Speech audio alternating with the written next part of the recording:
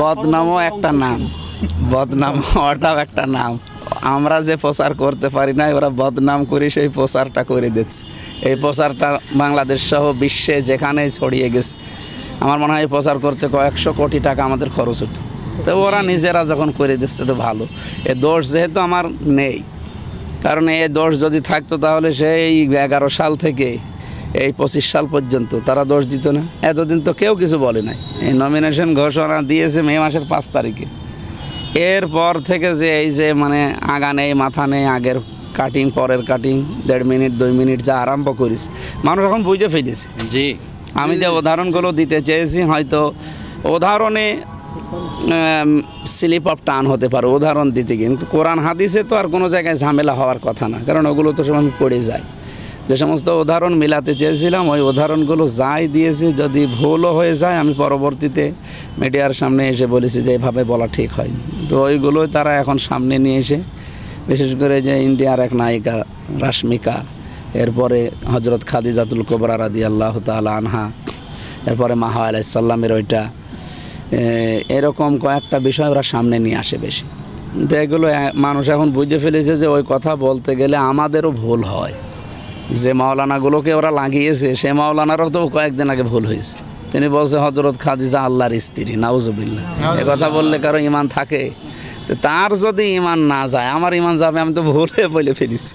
সুতরাং এই কথাগুলো যারা বলছে তাদের সতর্ক হওয়া এবং বিরত হওয়ার জন্য আহ্বান জানাচ্ছি। আর আমি জানি মানুষ এগুলো বিশ্বাস করে না।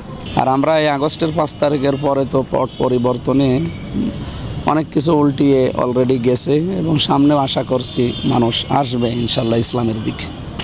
চরিত্র নেই আমাদের। এই 54 বছর আমাদেরকে মানুষের সাথে মিশতে দিয়েছে। এই 15-16 মাসে যা আমরা অলরেডি দেখিয়েছি, চরিত্র কাদের নিয়ে জনগণ এখন তো দেখতে পাচ্ছে। এমনকি ওনারা এই যে সালাউদ্দিন আহমেদ যিনি আছে দায়িত্বে, উনি কালকেও জানিয়েছে যে আমরা মদিনার সনদে বিশ্বাসী, মওদুদের সনদে বিশ্বাসী না, নাউজুবিল্লাহ, মওদুদের ইসলাম। তো এই একটা কথা হলো, আপনি মদিনার ইসলাম বিশ্বাস করেন, তাহলে সেকুলারিজম, এরপরে জাতীয়তাবাদ, এরপরে যে ধর্মনিরপেক্ষ মতবাদ, এরপরে গণতন্ত্র যাই বলেন, এগুলো কি মদিনার সনদে আছে বা মদিনার ইসলামে আছে?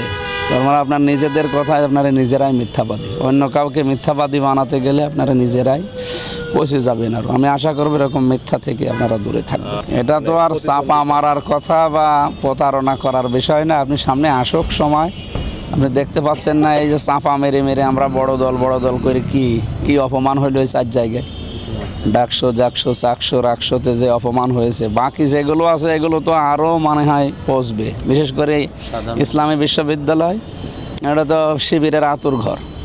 আর ওদিকে যা মনে হয় জগন্নাথে দেবে, ওখানেও আশা করছি এই অহংকারে তাদেরকে ডোবাবে। যেন অহংকার না করে আমরা, যেহেতু অনেক দিন একসাথে ছিলাম, আমরা চাই আবার এভাবে মিলেমিশে। ওনাদেরকে আমরা আবার বলছি যে প্রতিদ্বন্দ্বী কোনো দিন মনে করি না, প্রতিযোগী মনে করি।